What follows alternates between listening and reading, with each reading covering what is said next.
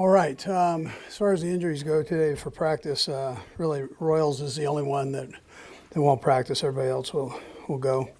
Look forward to the challenge of playing the Chargers. Again, they're a good football team.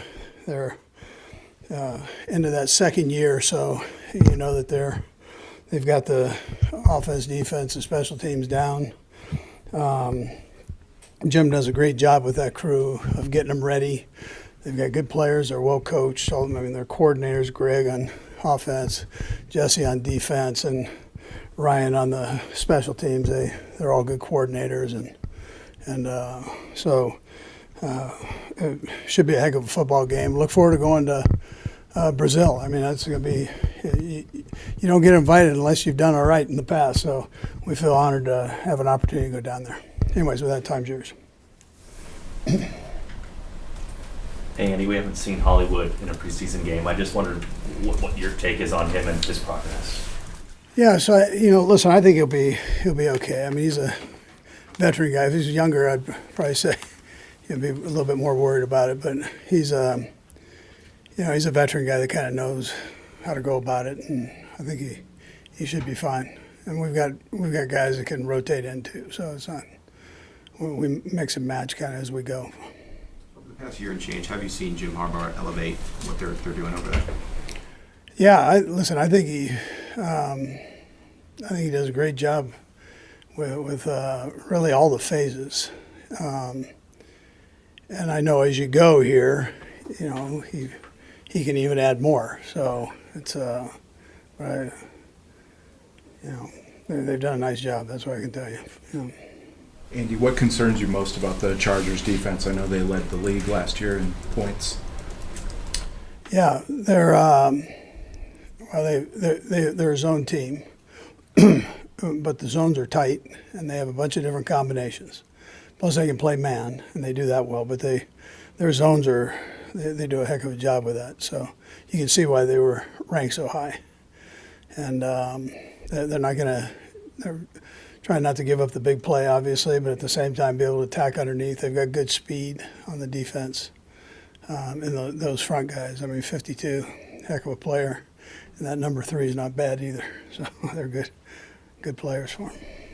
Andy, over the years, especially the last couple of years, when you had to travel to Germany and Brazil, just what have you learned about just the organization process of getting everybody in line with making an international trip, knowing that there's going to be a long flight and taking care of everybody's bodies, make sure you're at top speed for you? Yeah, I just look at the time of preparation that the people did, and they try to do it so it's not any problem with the players or coaches. They kind of keep us out of it, but the work that goes on behind the scenes there is crazy.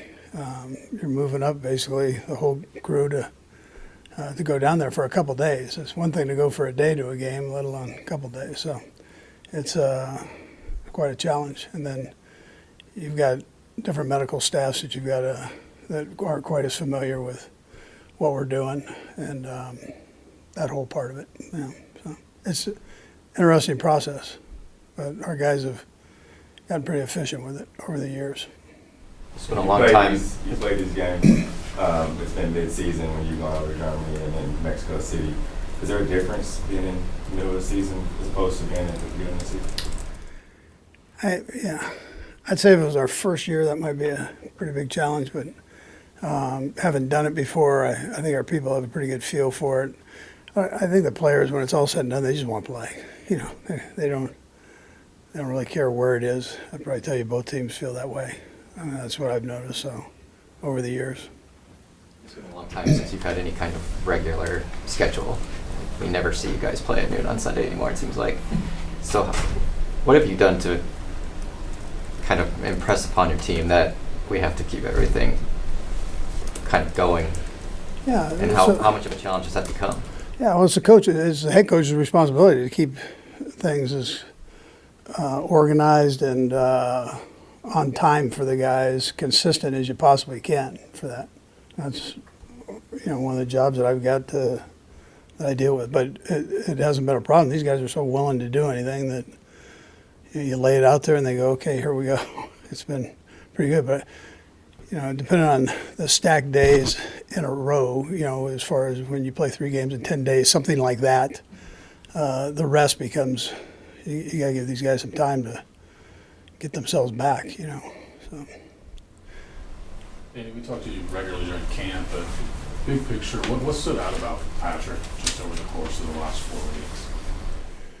Yeah, I thought. Well, first of all, I thought he had a good camp all the way through.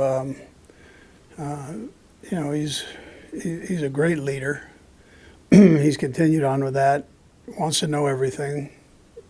Loves that part of it.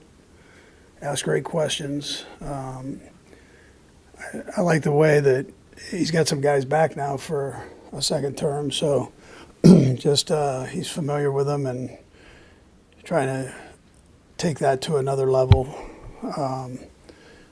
for game, you know, on game day. So I know that's one of his challenges right now with the crew that we have, and he feels comfortable with the guys, and so that's a good part. But he doesn't, you know, he doesn't let anything really bother him. He's just full steam ahead with a positive attitude. That's the thing I appreciate the most. So I think he's even taken it up a notch this year, and he's really had a nice camp. You can see he's comfortable with the guys that he's playing with out there. Last one, Pete. Not that he's, just to follow up on Patrick, not that he's not always good, but it seems like these isolated games, these primetime games, he really rises to the occasion. Have you noticed an excitement level that raises in him for something like this? Yeah, listen, he likes to play every game. I mean, he probably does. I don't know that. I know he gets up for every game. I mean, you know, you play one of the high school teams, he'd be fired up. You know, so he didn't care. Okay, thanks, Coach. All right, good.